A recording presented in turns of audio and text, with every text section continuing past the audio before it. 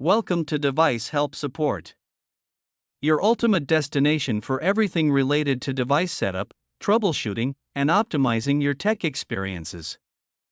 Subscribe to our YouTube channel for more videos related to setup, troubleshooting, and unboxing. And don't forget to press the bell icon so you don't miss our latest videos. In this tutorial, we'll show you how to set up the NETGEAR EX7300 AC2200 Wi-Fi range extender using the manual web browser method. Learn how to access the extender setup page, connect it to your 2.4 GHz and 5 GHz Wi-Fi networks, and configure the extended network. This step-by-step guide makes NETGEAR EX7300 setup simple and easy, even if you are setting up a Wi-Fi extender for the first time. Follow this simple guide to extend your Wi-Fi coverage and improve wireless connectivity. So let's start the setup process.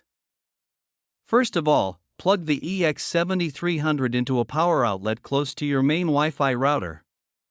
Turn it on and wait for the power LED to become ready. For the initial setup, keep the extender relatively close to the router. On your phone or laptop, go to Wi-Fi settings. Connect to the network named NETGEAR_EXT. Once connected, open any web browser. Launch a web browser such as Chrome, Edge, or Safari. In the address bar, type www.mywifi.xt.net or 192.168.1.250, then press Enter. The NETGEAR Genie Smart Setup page will appear. If the setup page doesn't open, check that your device is still connected to NETGEAR_EXT Wi-Fi and not your router. On the welcome screen, click New Extender Setup. Create a username and password for the extender. This is not your Wi-Fi password. Select your country or region, then click Next. The extender will now scan for available Wi-Fi networks. When the list appears, select your main home Wi-Fi network, SSID.